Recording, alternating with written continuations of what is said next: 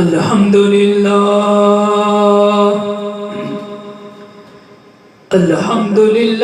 رب العالمین والعاقبۃ للمتقین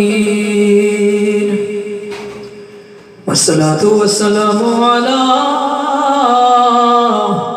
سید المرسلین وعلی آلہ وصحابہ اجمعین اما بعد فاعوذ باللہ من الشیطان الرجیم بسم اللہ الرحمن الرحیم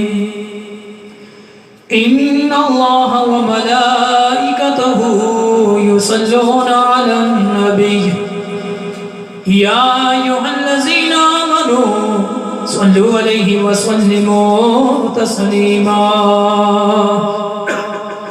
الصلاة والسلام علیکہ یا رسول اللہ وعلی آلک وصحابک یا نبی اللہ۔ حمد و ثنا کے بعد قرآن مجید فرقان حمید کی ایک آیت کریمہ تلاوت کی ہے۔ دعا ہے خالق کائنات ہمیشہ حق سچ بیان کرنے کی توفیق عطا فرمائے اور سن سنا کر عمل کرنے کی بھی توفیق عطا فرمائے۔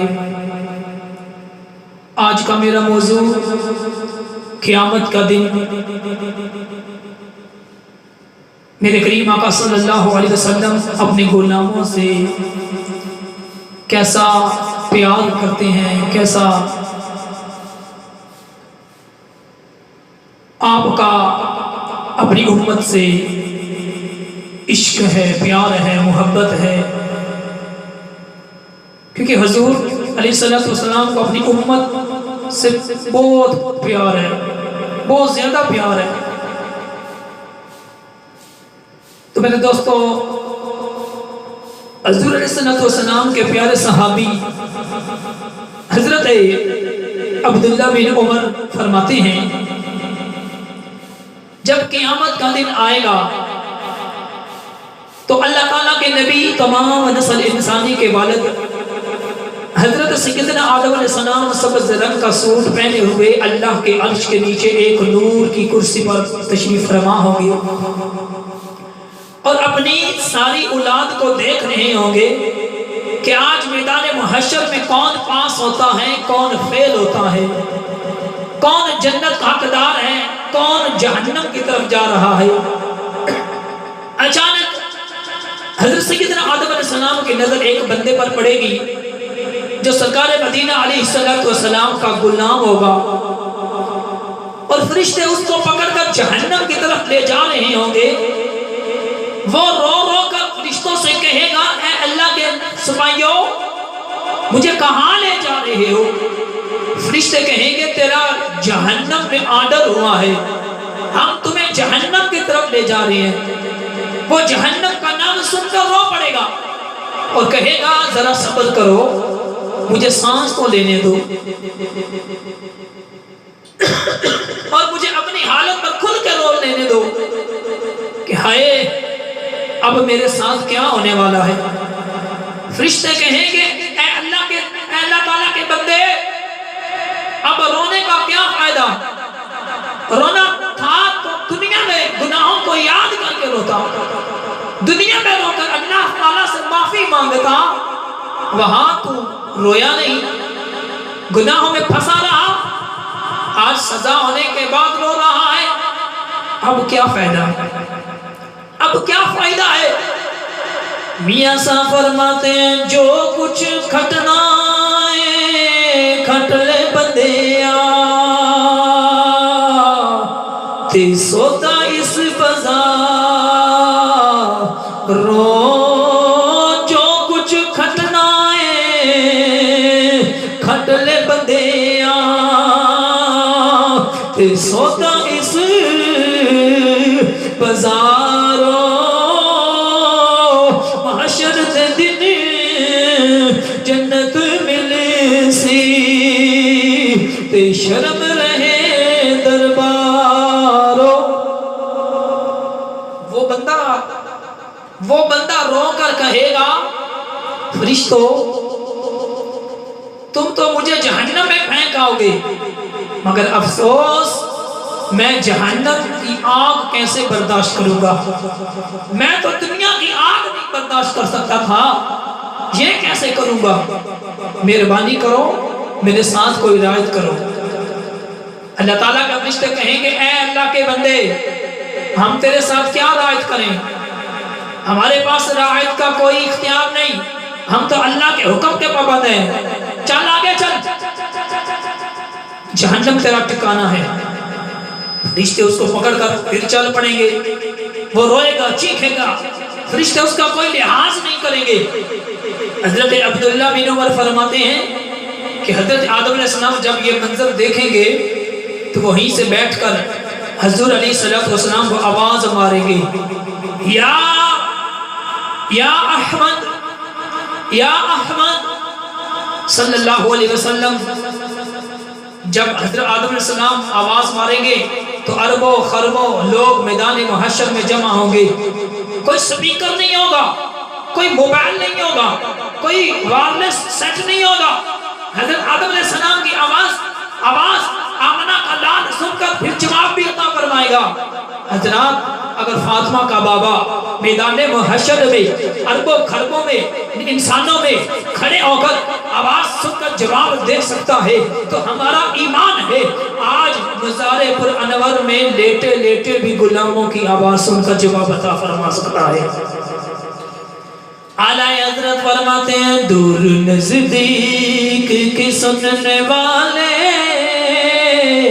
وہ کان لان کرامت پہ لاکھوں سلام، ہم یہاں سے پڑھے وہ مدینے سنے مصطفیٰ کی سماعت پہ لاکھوں سلام۔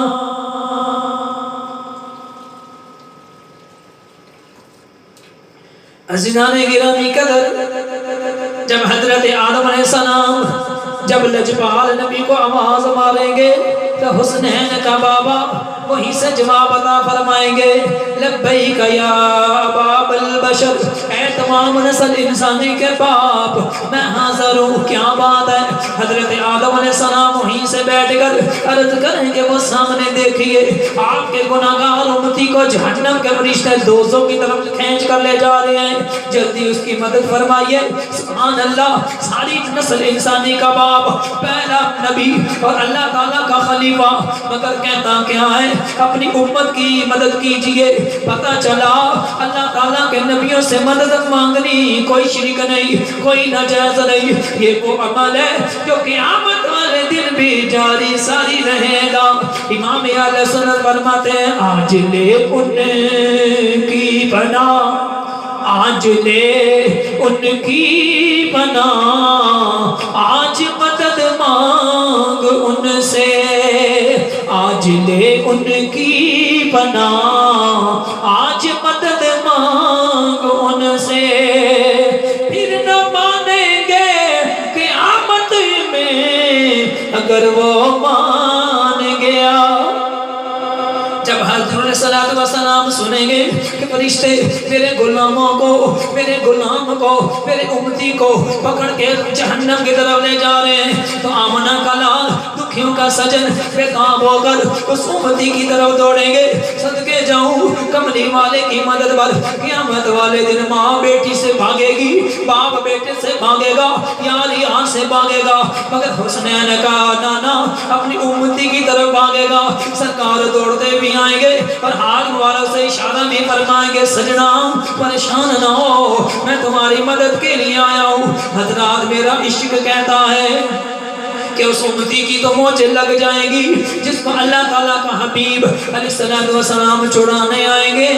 وہ مرید کتنا خوش نصیب ہے جس کی مدد کے لیے پیر پہنچے، وہ امتی کتنا خوش نصیب ہے جس کی مدد کے لیے سونا سونا سونا اللہ تعالیٰ کا حبیب پہنچے گا۔ مشکل جو سر پر آ پڑی آقا تیرے ہی نام سے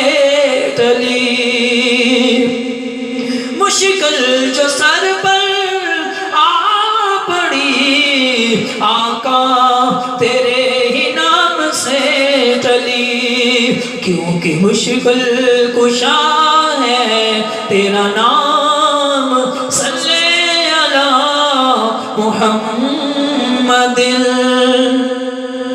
حضور صلی اللہ علیہ وسلم اپنے غلام کے پاس پہنچ جائیں گے، لیکن اس بندے کو پتہ نہیں چلے گا یہ خالق کائنات کے آخری نبی ہیں، اور یہ وہ لجپال نبی ہیں جن کا میں کلمہ پڑھتا تھا، جس کے نعرے میں مارتا تھا، جس کا میں میلاد مناتا تھا، جس کو میں مالک الکل اور مختار کل مانتا تھا، جس کے نام پر میں صدقے ہوتا تھا۔ وہ سمجھے گا شاید یہ کوئی اللہ تعالیٰ کا مقرب بندہ ہے، میرا دکھ دے کر برداشت نہیں کر سکا، میری مدد کے لیے تشریف لایا ہے۔ سرکار جب اس کے پاس تشریف لائیں گے تو آمنہ کا لال فرشتوں سے فرمائیں گے، اے فرشتوں یہ کیا کر رہے ہو، اور اس بندے کو زبردستی پکڑ کر کہاں لے جا رہے ہو؟ فرشتے کہیں گے سرکار دوزخ میں۔ سرکار فرمائیں گے میرے ہوتے ہوئے اس کو دوزخ میں لے جاؤ، یہ کیسے برداشت، یہ کیسے ہو سکتا ہے، چھوڑ دو اسے۔ فرشتے کہیں گے سونیا ناراض نہ ہونا، ہم اللہ کے حکم کے پابند ہیں، جب تک اس کی طرف سے آرڈر نہ آئے گا ہم اسے چھوڑیں گے نہیں۔ جب فرشتے سرکار کو اتنی عزت اور ادب سے جواب دیں گے وہ بندہ بڑا حیران ہوگا، وہ دل میں کہے گا یار فرشتے اس بندے کا کتنا ادب کر رہے ہیں کہ لگتا ہے کہ اللہ تعالیٰ کی بارگاہ میں اس کا کوئی خاص مقام عزت ہے، اس لیے فرشتے اس کو جی جی کر کے جواب دے رہے ہیں۔ امید ہے اگر یہ بندہ میرے حمایت میں ڈٹا رہا تو میرا کام بن جائے گا، ہو سکتا ہے یہ مجھے جہنم سے بچا لے۔ ادھر وہ بندہ سوچے گا، ادھر غریبوں کا لجپال نبی اللہ تعالیٰ کی بارگاہ میں عرض کرے گا، مولا کریم تو نے تو میرے ساتھ وعدہ فرمایا تھا، مولا سوف یعطیک ربک فترضی، اے میرے حبیب امت کے بارے میں دنیا اور آخرت کے بارے میں پریشان نہ ہوا کر، اللہ تعالیٰ تجھے اتنا عطا کرے گا، اتنا عطا فرمائے گا کہ تو اللہ تعالیٰ سے راضی ہو جائے گا۔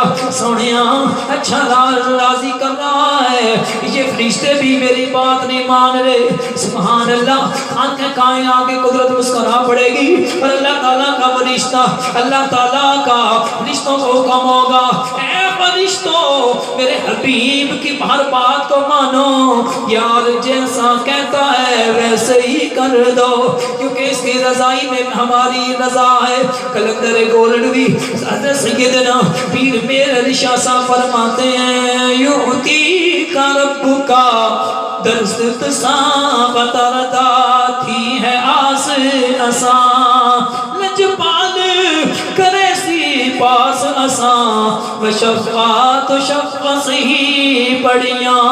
سبحان اللہ، ما اکمالا کا، ما اجمالا کا، ما احسانا کا، کتھے مہر علی کتھے تیری سنا، اے گستاخ کی کتھے جا لڑیاں۔ تو میرے دوستو فرشتے اللہ تعالیٰ کا آرڈر سن کر اس بندے کو چھوڑ دیں گے۔ سبحان اللہ، دعا کرو کہ انشاءاللہ بندہ لاوارث نہ ہو، سائیاں والا ہو، کسی کے پیچھے کوئی ہستی کا ہاتھ ضرور ہونا چاہیے۔ جب فرشتے اس کو چھوڑیں گے تو فاطمہ کا بابا فوراً اس مجرم کا ہاتھ پکڑ لے گا۔ سرکار اس مجرم کا ہاتھ پکڑ کر مسکرا کر اس کو حوصلہ دیں گے، سجنا پریشان نہ ہو، تکڑا ہو جا، تیرا کوئی کچھ نہیں بگاڑ سکتا، میں جو تیرے ساتھ ہوں۔ حضرات ایمانداری سے بتانا، مجرم جا رہا ہو جیل میں، پاکستان کا بادشاہ اس کا ہاتھ پکڑ کر اس کو حوصلہ دیتے کہ سجنا گھبرا نہیں، میں تیرے ساتھ ہوں، وہ جیل جا سکتا ہے نہیں۔ سوچو جب بندے کا ہاتھ پوری خدائی کا بادشاہ ہاتھ پکڑ لے، وہ کیسے جہنم میں جا سکتا ہے۔ حضرت صلی اللہ علیہ وسلم جب اپنے غلام کو تسلی دیں گے تو وہ بندہ بڑا خوش ہوگا اور دل میں سوچے گا اب میرا بیڑا پار ہو گیا، کیونکہ یہ میرا حمایتی کوئی بڑے مرتبے والا اور درجے والا ہے۔ حضرت صلی اللہ علیہ وسلم پھر فرشتوں سے فرمائیں گے اچھا یہ بتاؤ کہ تم اس بندے کو جہنم کی طرف کیوں لے جا رہے ہو؟ فرشتے عرض کریں گے حضور اللہ تعالیٰ نے ہمیں حکم دیا ہے کہ اس کے عمل تولو، اگر نیک عمل زیادہ ہو تو اس کو جنت میں لے جاؤ، اگر برے عمل ہو تو جہنم کی طرف لے جاؤ۔ آقا جب ہم نے اس کے عمل تولے تو اس کی برائیاں زیادہ تھیں، اس لیے ہم اس کو جہنم میں لے جا رہے تھے۔ سرکار فرمائیں گے اچھا اب میرے ساتھ چلو، اس کے عمل دوبارہ تولو، میں بھی دیکھتا ہوں کہ میرے غلام کے عمل کم ہوتے کیسے ہیں۔ حضرت صلی اللہ علیہ وسلم اس امتی کو ساتھ لے کر عدل کے ترازو کے پاس تشریف لائیں گے۔ فرشتے اس کے عمل جب تولیں گے تو نیکیاں ایک پلڑے میں، برائیاں دوسرے پلڑے میں، ایک پارٹ میں نیکیاں دوسرے پارٹ میں برائیاں۔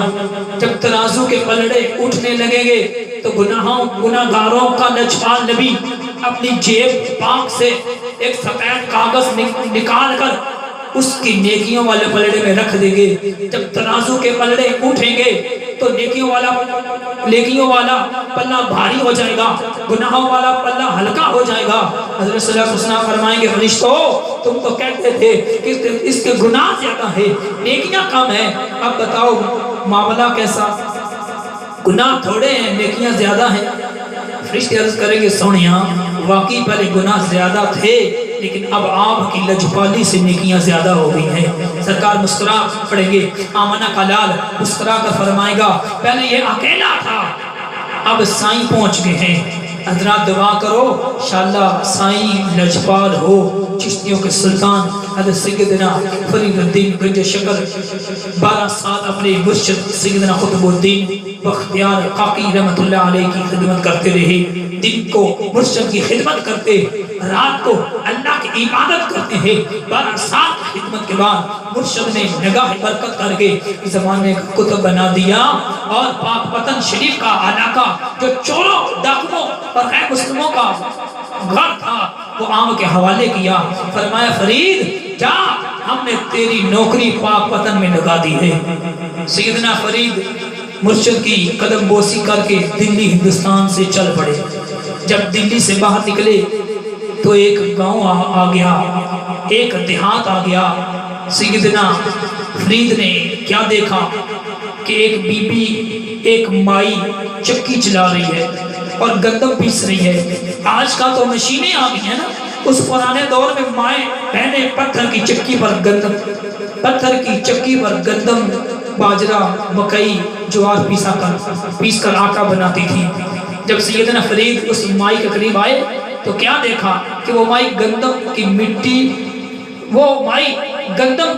مٹھی اٹھا کر چکی میں ڈالتی ہے، پھر اوپر سے پیڑ کو چلاتی ہے، وہ گندم پیس کے آٹا بن کے باہر آ جاتا ہے۔ سیدنا فرید نے جب یہ منظر دیکھا تو قطب زمانہ کو آخرت یاد آ گئی کہ کیسے اللہ تعالیٰ گناہگاروں کو جہنم کی چکی میں ڈالے گا۔ فرشتے جہنم کی چکی چلائیں گے، گناہگار جب تک کباب بن جائیں گے۔ یہ بات سوچ کر سیدنا فرید کی آنکھوں میں آنسو آ گئی۔ تو ذات عظیم وقار ایک شعر میں سیدنا فرید کی ترجمانی کرتے ہوئے